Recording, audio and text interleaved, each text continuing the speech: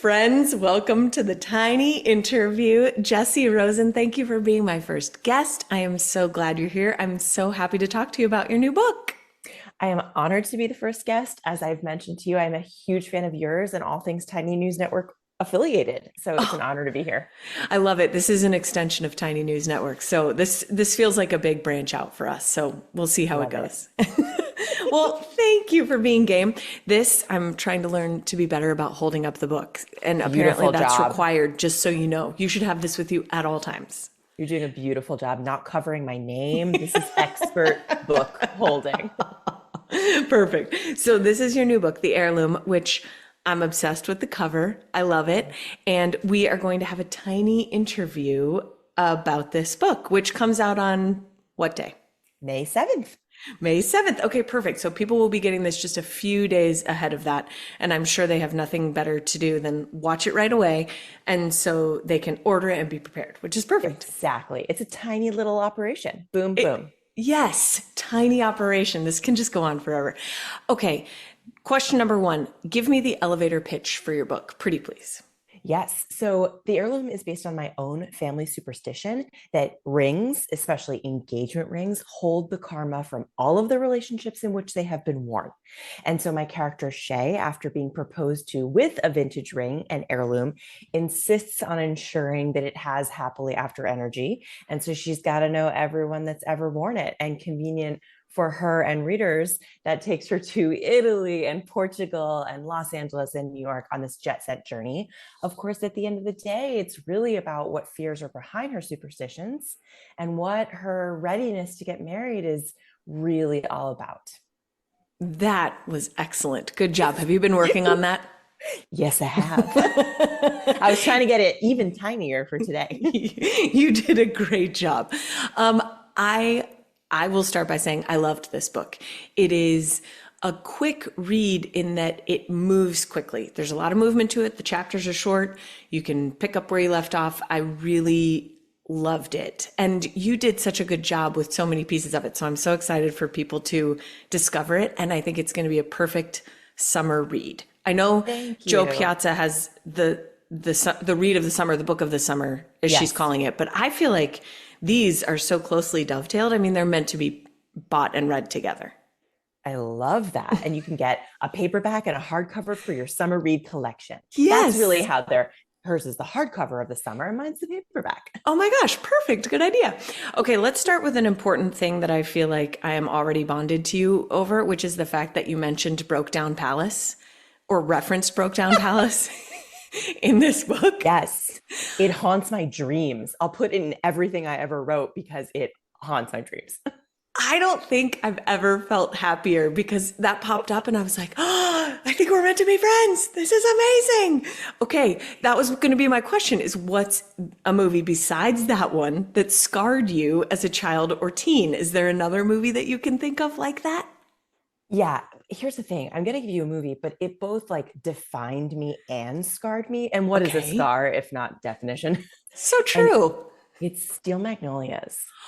I Oh, know. And I was shown Steel Magnolias way too young. It was a big movie in my family. And look, it is a beloved tale of female friendship at its core. However, yes. there is some major grief that comes into the mix. And so I kind of, it only scarred me in terms of just that, the fear involved in that. I was also extremely afraid of a diabetic attack, Of not course. not being a diabetic. So I both loved it so much. And to this day, it's my number one movie, but it also left a pretty big mark.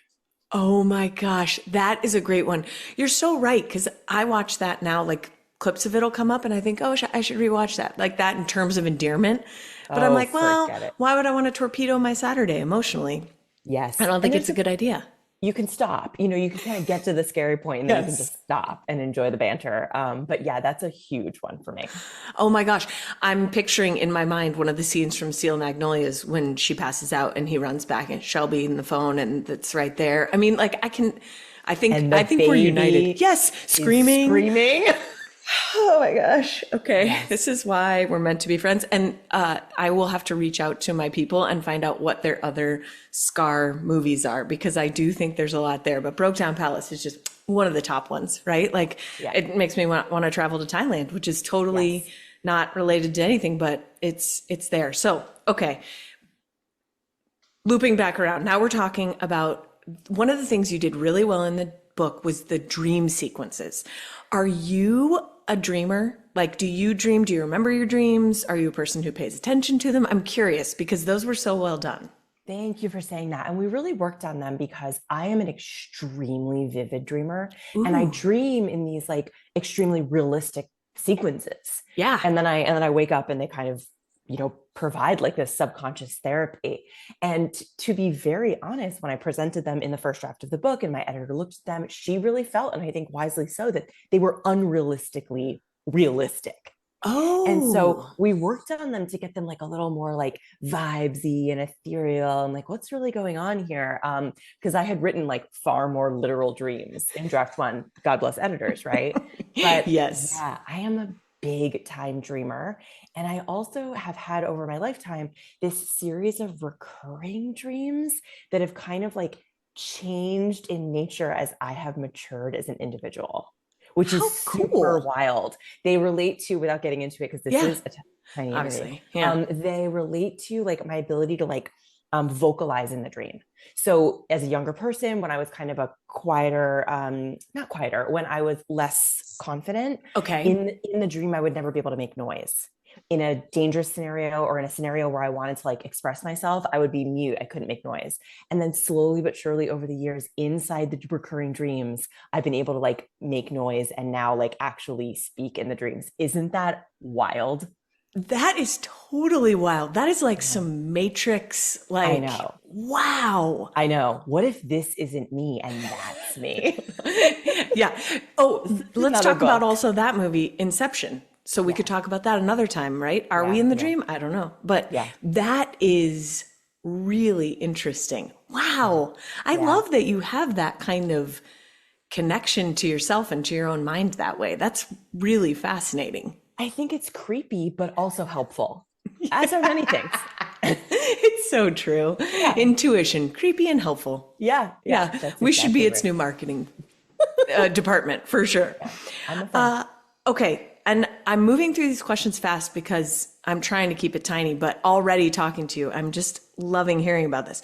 Okay, what I wrote about after I finished your book was one of the things you did a really good job with the different themes within this book. I Mm. mean, there really are surface themes and then there were deeper themes. And so what I wrote down was how many drafts did you have to edit to get here? And did you set any of them on fire? Yes. Um, Emotionally, all of them. But so I wrote the first draft of this as a big new challenge to myself coming from film and TV writing. I wanted so much for this to be a book, and I wasn't sure where I was and my ability to get that done. I wrote Yeah. the first draft, and I mean a vomit draft, as part of NaNoWriMo, National Novel Writing Month. Love So this is a NaNoWriMo. NaNoWriMo book. So then, of course, when you write a book in a month, you really have to edit it. So it went through a huge edit there. So now we're at two. Then Okay. I showed it to so I work with a manager on the film and TV side, but she has always been an advocate for novels and for Mm-hmm. publishing. So I showed it to her. She gave me notes. That's three. We Okay. got it to the point where we were ready to submit it to see about, securing a book agent. Yes. Got notes from that person. That's four. And then finally sold to Putnam Books, which is such an exciting moment. And then there were two more after that. So that's six. Oh my gosh, Yeah. drafts. Do you like editing? I actually like editing more than drafting. Same. I just find that there's like a surgical component to it. I can hear it. It's like I can work with it once I have something. But the Yes. drafting, my editor, Kate Dresser, the amazing Kate Dresser at Putnam Books, calls it like, she's like, you're making yarn, you're making fabric, and that's really hard. And then once you have it, it's easier to like cut it up and sew it together. So that's what I'm finding. That's a really good analogy. And I would agree where when you have something that you can work around and yeah, it gives you kind of a framework too, as opposed to Yeah. just, okay, now Yeah. go make this. Good luck. Yeah, right. Um, do you have, what's your relationship to advice? There's a lot of advice in this book. And in terms of like the characters giving each other advice and you have some very insightful passages about it. So what's your relationship to advice in your life? I like to give it and not receive it. That's why I wrote this book. No, that's horrible. I, of course, love to receive thoughtful advice. And I feel like I have like a trusted council of both family and friends Yeah. who give advice. But I really like to give advice. And I've always had this secret dream. I'm a worshiper of the great Eugene Carroll, who is an advice columnist and was for many years for Elle. And now she has her own platform. And I just have always loved Dear Sugar. I've always loved reading advice. And I especially love reading advice when I feel like it's like tender and non judgmental. And when it kind of like puts the question back at you and says, like, you're in charge of this. It Yes. gets to be whatever you want. And more importantly, now how are you going to figure that out? Like, how can I help you Yes. figure that out? Not what's the answer? Like, what's the path to you finding the answer? And I feel like, both through being an advice column lover and the friends that I have, and also a wonderful relationship with a therapist, I feel like I've like actually learned what actual advice is. Yes. That's a good point because there were a couple moments in this book where a character is not giving advice, but basically giving what the person needs, which is Yeah. more than that. And Yeah. I'm horrible. I never tell anybody anything about books and I don't read the backs. I just go in and read it. And that can lead to some problems for me, obviously. But that was something I loved about this one was seeing kind of, like I was saying, with those kind of thematic layers. That one was really one that stood out to me. And I agree, compassionate reflection and just intentional listening is Yeah. is so much more valuable, and it's so much of what we think of advice as one thing, but then the advice that really lands with us really is kind of our own, something that brings us back to our own Totally. advice, which, Even yeah. even if it's the wrong move. Yes. Sometimes you have to make the wrong move. And I do think that's something, oof, I don't like that, but I have done it and I have really tried, now I have young nieces and nephews. And so it's time to like, man, what a pressure filled thing, but what a Yes. huge responsibility to give advice to young people Hmm. and to give advice when it comes to me to writers. I feel like it's such a huge responsibility and it does make me anxious. I never want to send someone down the wrong path. That makes complete sense because we're also individual too, right? Like we're all kind of laboring under our own things. So yes, I agree that advice columns are so satisfying because they're tidy and usually because the question's pretty limited and set, right? Like, how do I Totally. treat this in-law that I hate or whatever? It's always that. It is, right? 99% of them are that. Or I gave someone money and now they're not being nice to me. It's like, no, don't give them the money. That's the other I'm going to 1%. rewind this for you.